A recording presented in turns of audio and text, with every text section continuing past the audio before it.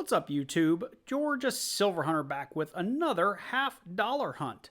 Today we'll be hunting through $1,000 of Brink's bank wrapped rolls.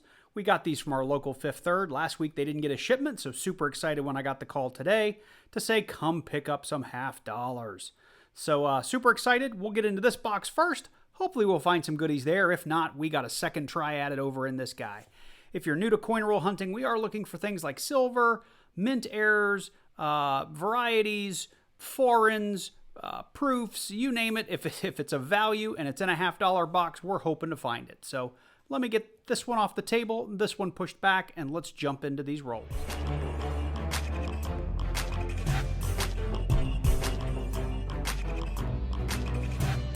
Okay, well here we go. Here is the first box. I have already opened it and I've done the coin flip on the top looking for NIFCs or silver on the ends of each roll and didn't find any. I did have one that was loosely wrapped and a little bit tarnished. I'm curious what that's going to be, but nothing special jumped out at me.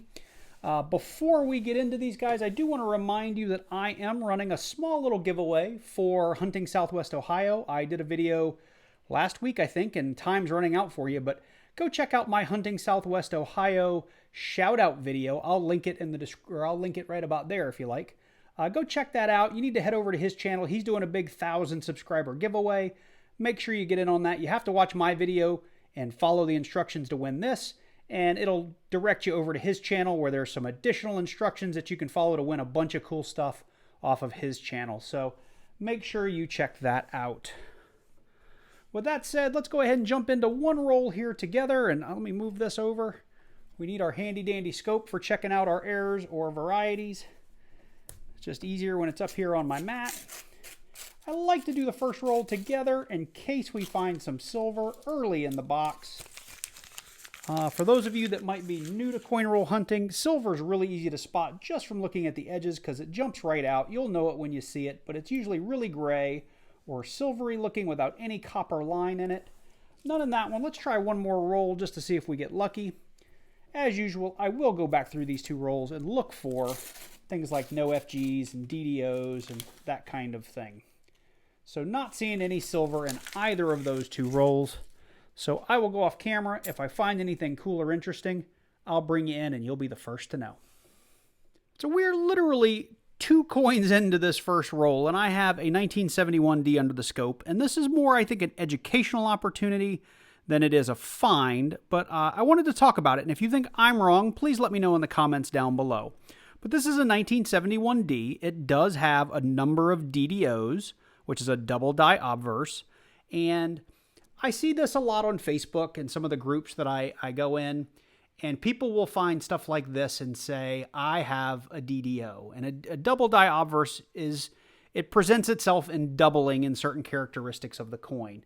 And the 71, like I said, usually it presents itself in the word trust, maybe in the word we, over here in the in, on the in God we trust, and lastly, a lot of times up here in the Y and the T. That's true for most $50 DDOs. Now, I wanted to bring you in specifically for this one because you do see doubling. In the U, you see a very clear line on the right-hand side of the U. You see a clear line on the right-hand side of the R and a little bit there on the kind of the belly of the S. To me, this is a classic case of machine doubling. And there's an internet resource. I'll put an image up on the screen of the difference between what a DDO looks like and machine doubling. But if you're new to coin roll hunting and you find something like this, I firmly believe, based on everything that I know, that this is a great example of machine doubling. And when you have machine doubling, there's no real value in that. So this box went quickly. We are down to our last 5 rolls. I don't want you to think we didn't find anything, because we did. I just didn't bring you in for it because it's all NIFCs. And I'll cover them all in the wrap-up, but if you were in the market for any 2021s, I found a lot of nice looking ones. But I'm going to go ahead and open these last 5 on camera just in case we get lucky. So let me get the camera set up. We'll do that, do a quick wrap up, and get into box number 2. Okay, well, here we go. Here is roll 46. Or 5 from the end, depending on which way you guys like to keep track of them.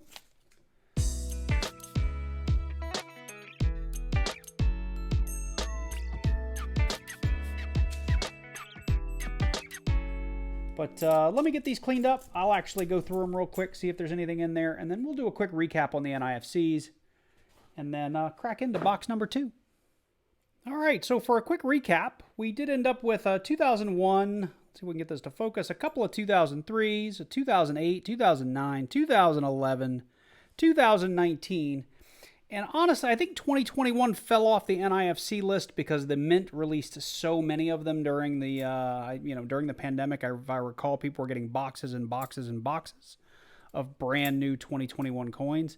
These, most of them look really, really nice, quite frankly. If I needed some book fillers, I would definitely use a couple of these because they were really nice. I think most of them were Phillies as well. But I'm not going to spend too much time on the Mint marks because there's not a lot of value here. So let's jump into box number 2.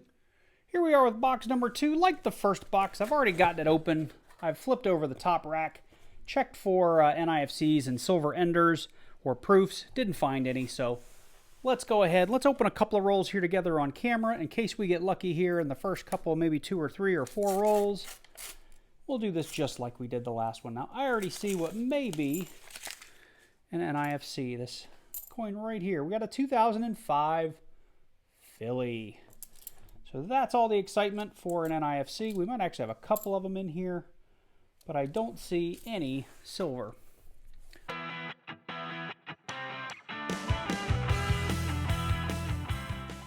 All right, 5 rolls. I'll bring you in at our next find. So I just got the paper off of roll 7, and I wanted to bring you in. I've already looked at it, but when I opened it, I saw lots of shiny, and I thought we were just going to get a bunch of NIFCs.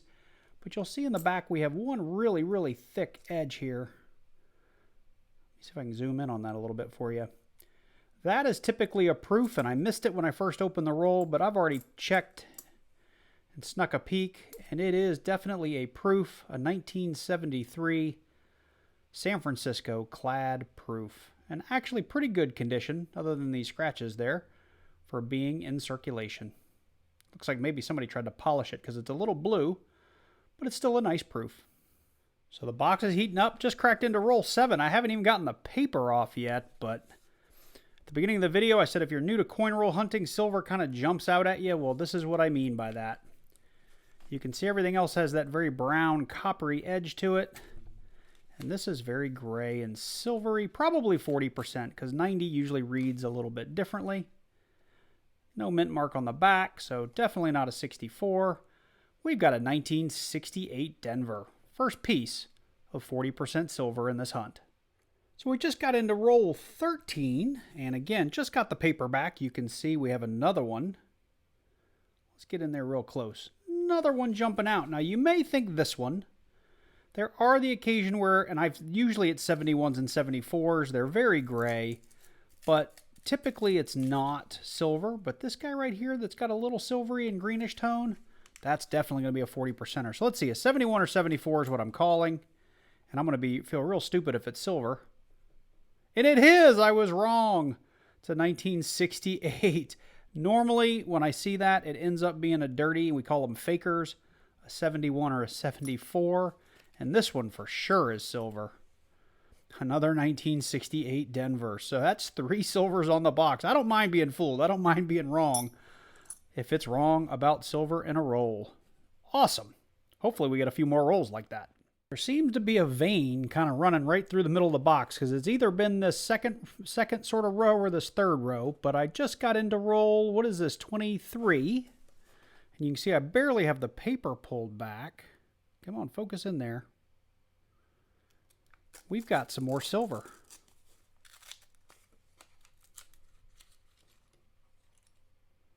It's another 1968. That looks like a Philly. But maybe they're all Denver. I don't know. My eyes are kind of bad. Let's see if we can zoom way in. It's a Denver. Yeah, my eyes are bad. There we go. I think I actually called out the wrong roll number last time. That would have been roll 18. I just got into roll 19. I can't remember if I said like 22 or something like that. But anyway, that's irrelevant. That's not why we're here. We're here because we just got into the next roll and we have more silver. Right here. And surprise, surprise, it's another 1968. That's 5. Okay, well, rolls 21 through 25, I figured I would open on camera just because that last row was so good, or that last column was so good. I didn't want to miss anything getting open, so I figured I would record it. If we don't find anything, I'll either fast forward or just delete all of this footage. So we'll see. This is roll 22. Look at that. We've got silver. Right here. Right in there. That looks like that could be 90% silver. I'm not sure. Let's see. Let's check it out. We've got a D on the back, which means it is a 1964. 90% silver. So that's about a $10 coin right now. I know silver's struggling to get back over $20 an ounce, but with the premiums on junk silver right now, or constitutional silver, that's a $9 coin, $10 coin. And the 1964 does have the mint mark on the back rather than right here under Kennedy's head. So I will take 90% silver all day long. That is super exciting. Love finding 90% silver. I don't mind finding 40% silver. You just got to find a lot more of it. We got more silver right here. Now that's going to be 40%, so that's roll 23. Well, I don't know what I'm going to do here. Let's take the paper off. Get that out of here, and let's check it out. No mint mark on the back. We have another 1968. That's 6 of those on the box. Roll 23. Well, this box got real exciting real quick, didn't it? Oh, we got coolered. All right, roll 24. Maybe an NIFC, maybe not. Just a bicentennial. 1981, nothing special. And let's do roll 25, and then I will go through these and get them wrapped up, and we'll move on to the next 5. Are we going to have silver in roll 25? I think we might. It's green. Green can be caused by a lot of things, but I think that's going to be silver. But I was wrong earlier, so we'll see. Let's check it out. It's another 1968. Look at that. Look at all these things. I love silver. 1, 2, 3, 4, 5, 6, 7. That's nice. And we got a bunch of shiny in here too. Let's see. Bicentennial, 95. 98. 71. I'll put that under the scope. All right. Well, let me get that cleaned up. And just so you guys know, I am actually re-rolling these as I go. I've shown these off on videos before, but I made a little 3D printed tube with a cone in the bottom so I can get my finger through it. And this just helps me just dump the coins right in there, and it gives me a perfect amount of paper to wrap them up. So if you have a 3D printer, I think I have this in a link in my description down below. If not, let me know and I can put it in the description down below. But I think these are pretty cool, and I usually have 4 or 5 of these going at a time. That's why I do 5 rolls, and it saves me time from having to get to the end and then wrap everything from a bin. So pretty cool. All right, guys, be back in a second. Okay, so we are now into the bottom rack of this. You can't see it, but trust me on this. This is roll 26.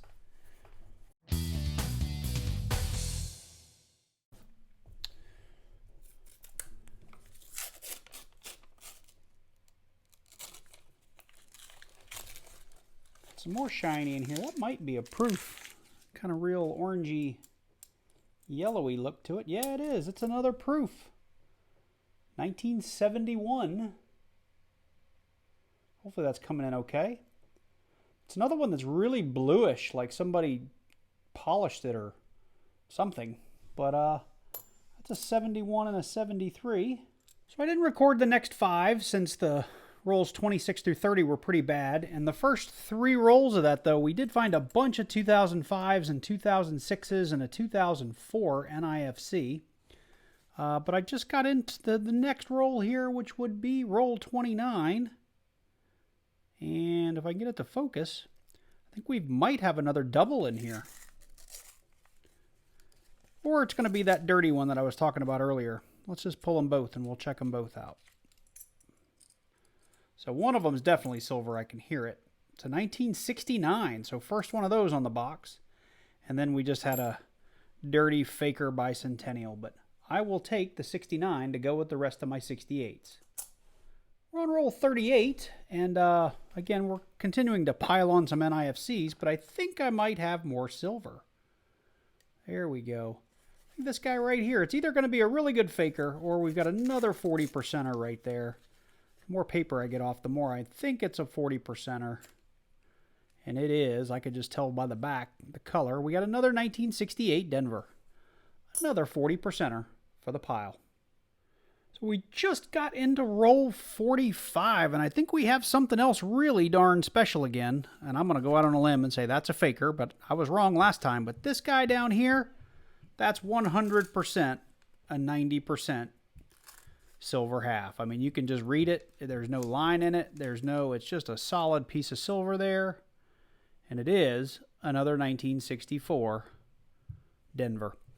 The 1964 Denver does have a couple of DDRs, and I think even a DDO, and a triple die and a quadruple die, and I'll check those out before the end of this video. But man, 2 pieces of 90% silver, and I think I'm up to 8 or 9 40s. I'll take that all day. Let's check this one, see if I was wrong again. Nope, just a 1971D. Usually when I get these ones that are questionable, they're almost always 71s or 74s. So anyway, we got 5 rolls left to go, but I've still got to get through these to see if there's any errors in there. Okay, well, we are done with this box. Unfortunately, those last 10 rolls or so didn't produce much outside of some additional NIFCs, but I've got all of our finds laid out here. We'll start from the worst to the best, but we did end up with a 2015.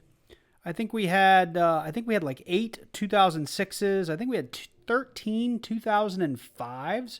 Very weird 2005 dump. We had 4 2004s and 1 lonely 2002. We did have 2 pretty good looking proofs. We had a 71 and a 73. Again, I don't know why they're bluish. I don't know if that's somebody dropped them in some kind of like MS-70 or something, or they tried to polish them. But I don't think I've ever seen them be bluish. But from a condition perspective, a detail perspective, a mirror finish perspective, they look pretty darn good. We did, of course, have 1 1969 40%er and 8 1968 40%ers.